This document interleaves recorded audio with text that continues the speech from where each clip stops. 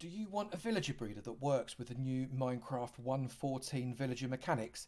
This villager breeder will give you infinite villagers, feed itself, and not stop until you want it to. It's amazing. Don't you go anywhere.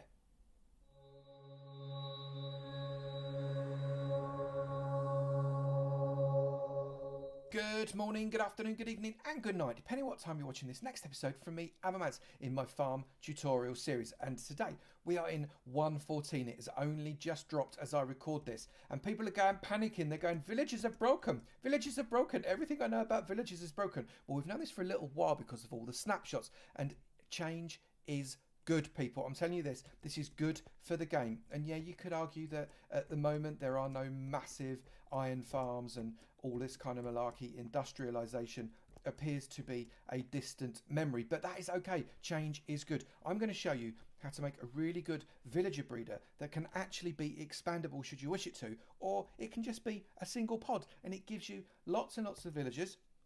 It's infinitely producing these villagers, and they feed themselves. You don't have to have anything lobbing food in at all, anything like that. They all feed themselves, farm their own food, and it is fabulous. So let's crack on with it. To make this, you are going to need approximately, because you can change this up just a little bit, and you don't need these specific blocks, but you're going to need approximately 32 stripped oak logs, 3 stacks of oak wood, 5 stacks of glass, about a stack and a half of dirt, 2 water buckets if you're going to make yourself an infinite water source, that will be plenty, 2 slabs, 8 beds, I've not put 8 in because there ain't enough room, 4 composters, 4 bits of glowstone. A stack of carrots is a good start. You might want a few more stacks of carrots depending on how you want to prime the system. 4 torches, 1 wooden hoe, 24 dark oak trap doors.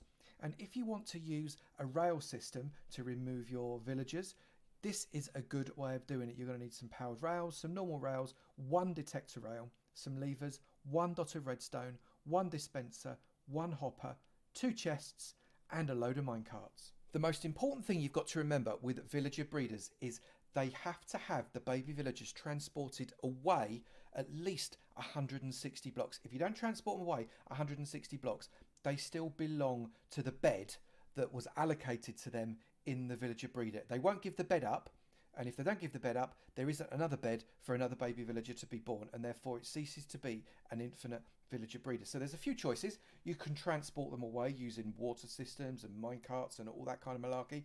Absolutely works. Or you can go straight up and you can build it very, very high. Now, the advantage of that is that you can have your villager storage on the ground and you don't have to transport them too far away. But obviously the disadvantage is if you've got to get your villagers all the way up there. So it's entirely up to you. If you can transport your baby villagers away, that is a good thing. So we are going to do it relatively low.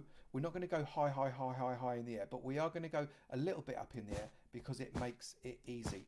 So we're going to come up 6 high, just 6 blocks high. And then I'm going to get myself a stripped oak log and I'm going to come out 1, 2, 3, 4, 5, 6, 7, and 8. So that is 8, and I'm going to do it in all 4 cardinal points. I'll be back when I've done that. And I've gone in all 4 directions, north, south, east and west with that stripped oak wood, and then I've lined it with 2 high walls of oak blocks. Now, why have I used stripped oak wood and oak blocks, I hear you ask? Well, it's because I wanted to. That was my block of choice. You could use stone, you could use any block you like that doesn't let water through it, because what you're going to be doing now is putting a bucket of water in each of these 4 corners, here, and there. That water should run but not go past the blue wall, which is great. And we're going to use this blue wall as a bit of an indicator. Get yourself, now I'm going to use glass, again this is my choice for no other reason than I want to, and I'm going to build a corner that is 5 long in that direction, yeah, hello wandering villager, and is 5 long in that direction. I'm then going to bring it 4 this way and 4 this way, so I've got a bit of a hole here. I'm then going to make it 2 high on these walls, and we're going to come back and finish that off later, simply because that's what we need. We need that shape. Then we can get rid of this wall. It is no longer required.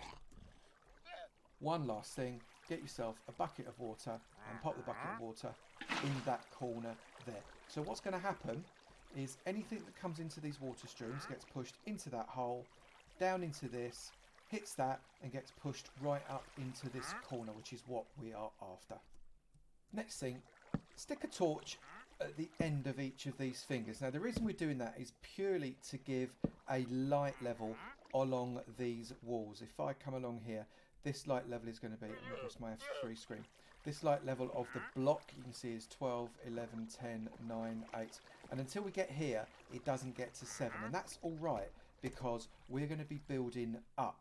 I want you to take some oak wood again, or whatever your block of choice is, and come in, count from here, 1, 2, 3, 4 and 5, and this is going to come up 2. Now I know that that is not the right orientation, so we need to pop those blocks like that, those blocks like that, and then replace these two so as they all go in the right direction, otherwise it won't look right. If you're not bothered about that, then that doesn't matter, does it? So, and come out all the way to the end, there like that, and do the same on all 4 sides. Once you've got your 2 high walls like that, in the very, very, very middle, shove a slab. Now we're putting a slab just because, I don't know, it's just nice looking. It doesn't matter. This could also be a block, but I'm putting in a slab. And then get yourself some dirt and ring around that slab like that, and then come all the way along each of these spurs, but don't go in the middle. Along here, along here, along here, there, and also there. And what that's going to give you is a bit like a noughts and crosses board, but it ain't going to stay that way because we're going to fill in these sides. And once we've got it into a complete square, I'll do the next bit.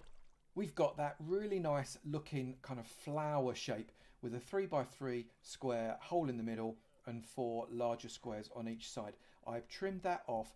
On the outer edge you can see the dirt stops and then the glass comes out one with a single row of glass. I've used glass because I want to see through it. I'm a nosy Parker like that. You don't have to use glass. You can use other materials as well. Now come to the hole in the middle.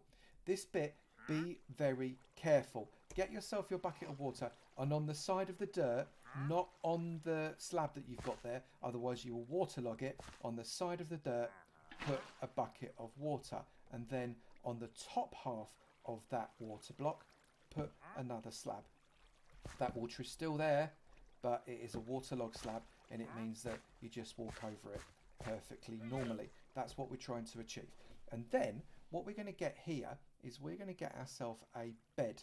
In fact, we're going to get ourselves 8 beds, and those beds are going to come into the corners. Now you want to place a bed like that and like that in each of the corners, there and there, there and there, and finally there and there. So you have left this hole in each of those corners. That's what we're trying to achieve. And get yourself a composter and put that composter in the hole in the corner, there, there, there and there. That looks lovely. So that is effectively the mechanism for the village all set up. Those villagers, they need to be able to get to a bed, otherwise they're basically not very happy. The reason we've got composters in there is because we're probably going to find it easier to find villagers without jobs, those brown coated villagers that you're going to find in villages now. When they come near a composter, they will become a farmer, and basically it just sets their job essentially. And that's why you got your composters there. Then what we're going to do is we're going to get all of this hoed up really nicely right the way to the level that the beds are on. No point in hoeing this bit, because if you hoe that bit you're not going to get it as farmland anyway, and the villagers need somewhere to get out the bed onto. So I'm just going to hoe this all up like this really quickly whilst I'm with you, because it doesn't take long. You only need a wooden hoe. Don't use a diamonds or anything like that. You just use wooden hoes. it's a mistake to do otherwise. So there we go. So we've got that kind of effect, and that's now growing quite nicely. Get yourself some carrots and plant up these fields.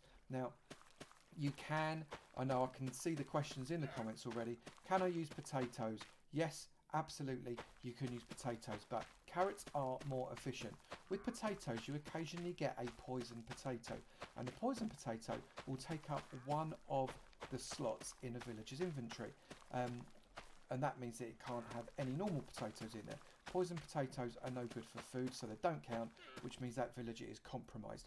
Now, carrots haven't got that challenge. Carrots are always carrots, so they will always have good food in their inventory. So make sure you do use carrots. I think it is a much better choice. Now, what we can do is we're going to get ourselves another row of glass all the way around the outside of this. And then once you've done that entire second row, come to the middle over the hole, and you want to get yourself a row of glass that covers that slot. So it's 4 long slot of glass on each of those edges like that.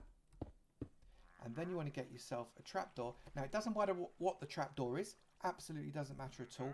I'm going to use dark oak because they look fabulous. I really like them. They're my favourite chocolate bar trapdoor. So I'm going to put all of those on those 4 sections and open them up. Open them up's really, really important. Like that. And that is your completed cubicle. Now, what you might want to do here, and it is entirely your choice, and I support that choice completely, is get yourself a bit of glowstone. And in place of that last one, I should have done this the first time, shove yourself a bit of glowstone on there. That is going to give sufficient light in the areas that you can walk. Let's just F3 that. You can see if I come down to these blocks, you can see it's a block of 10, 9, 8, and these don't matter because they are not spawnable blocks. So you've got enough light in there so zombies don't spawn. And then bring up this glass another 2 high. I'll be back when I've done that. I changed my mind. I've only gone up 3 high. I didn't go up 4. You can, if you want, go up 4. Absolutely. You can also put a roof on it if you'd like. I have chosen not to. It is not necessary. We're going to finish off under here. You can see I've built up these glass blocks so as they meet the bottom of the system. And what I'm going to do is I'm going to put in a rail system to remove my baby villagers. So we're going to put a powered rail in there. I'm going to take out that block. I'm going to get myself a lever like that, and we're going to pop a lever on there and switch it on. Then a normal rail, and it's going to go off that way. And I don't know if you can just see in the distance there, I have got what's going to be a holding pen for my villagers once they are born, so they can grow up, and then I can remove them from there to use them for whatever it is I want to use them for. So I'm going to build an elevated rail system that's going to be kind of 2 or 3 blocks high in the air. That's going to avoid any problems of mobs walking onto the line, which is a real issue, especially if they're zombie mobs. You don't want any zombies or anything like that getting on this line. But similarly, you don't want any sheep or anything like that going on the line as well, because they'll just bounce your minecart back, and that's not what you want. So we've got one possible system that can get these baby villagers out of your farm. So I've used this before. You can see how I put it together in previous villager breeders, but we have a powered rail that is powered, then going upwards with 2 normal rails, then another powered rail, and then a detector rail. That detector rail's got a block next to it with 1 dot of redstone. Facing into the powered rail, you've got a dispenser. Into the dispenser, you've got a hopper, and into the hopper, you've got a chest. And you fill that all up with loads of minecarts.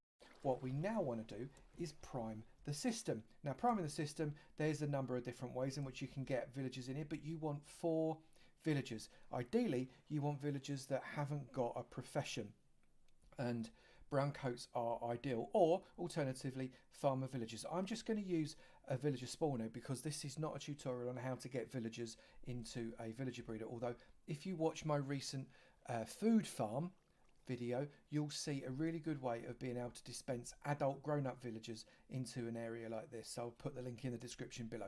But what you want to do is you want to get 4 villagers. There's 1, there's 2, there's 3, 1 in each compartment, there's 4. You'll see they turn with the little straw hats into farmer villagers because of the proximity of the composters. Now what they're going to start doing after a little while is they will start to gather food, and when they've got that food they'll have enough food to start to breed, and that's really what we're trying to achieve. They have plenty of food to be able to start to breed. At the minute they're just having a chit chat, that's what they do, they chit chat, but once they start farming they will have plenty of babies. Now to explain the mechanism again, there are 4 villagers in here, there are 8 beds in here. That means there are 4 spaces for new villagers. So what's going to happen is these villagers are going to claim a bed. Look, it's now night time. They're going to go and claim a bed. They're loving that bed, sleepy, sleepy. And once they wake up, they'll start to do their daily routine, which will include their job and also gas bagging in a meeting spot. A meeting spot doesn't have to have a bell. A meeting spot can be anywhere you would like. And they'll probably meet up somewhere in the middle, but they could meet up here, they could meet up anywhere. But they'll start to gas bag and they'll start to say, oh, you're a very attractive villager, I think I like you, let's make a baby. And they'll make babies, and those babies will fall down the middle of these trenches right here, because babies are stupid. They think that these trapdoors are solid blocks. They'll try and run under here, and as they run under here, because they're being playful, stupid babies, they will fall into the water stream and be put into the system underneath. Bish, bash, bosh, we're away. These will then think, oh, hang on a minute, there's no babies, we've got 4 empty beds. Let's fill those beds up, because it'd be nice to have things sleeping in those beds. And they make more babies.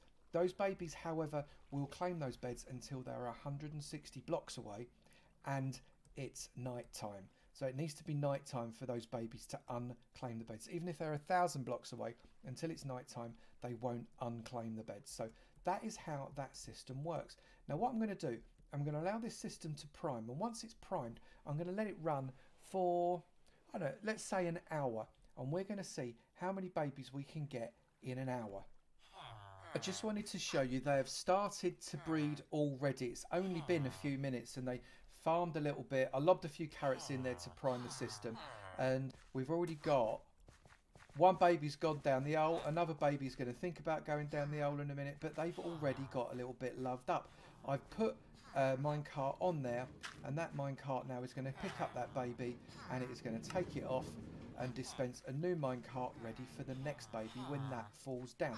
Right, let's start timing an hour from now. It has been 50 minutes, 50 minutes. We've got 1 baby in there that's having a chat with its dad and dad, or its mum and mum, or its mum and dad. You can't really tell with these pictures, can you?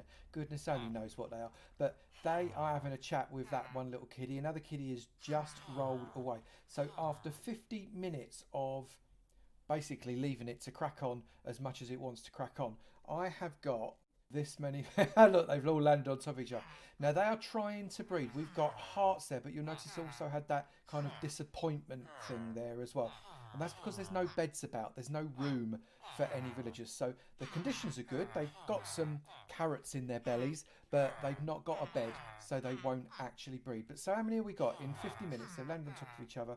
We've got 1, 2, 3, 4, 5, 6, 7, 8, 9, 10, 11. We've got 12. Is that 12? Let's do it again. 1, 2, 3, 4, 5, 6, 7, 8, 9, 10, 11, 12. 13 plus the one. Oh, look, that's just coming now. Watch him come along. Hello, little mate. Come and join the party. No one's having any fun. But so we've got 1, 2, 3, 4, 5, 6, 7, 8, 9, 10, 11, 12, 13, 14 villagers in 50 minutes. That is not too bad. And there you have it. It's a really easy infinite villager breeder that you can use in Minecraft 1.14. This will not work in versions below 1.14. Please, please, please don't try and do this in 1.12 or 1.13 because it won't work. This is a 1.14 villager breeder and it will keep breeding infinitely. You can send your villagers off anywhere you like. I've just lobbed them into this hole. That's not particularly practical, but that's what I've done just to get them out of the way. You can do whatever you want to do to get yours out of the way. It is perfectly up to you. If you have enjoyed this video, please do remember to slap that like button. It'd be great to know you're enjoying it, and I will keep on making them. And also, if you've not done it already, please do hit that subscribe button. It'd be great to see you in my sub club, and I look forward to seeing you in another video. You take it easy now. Bye.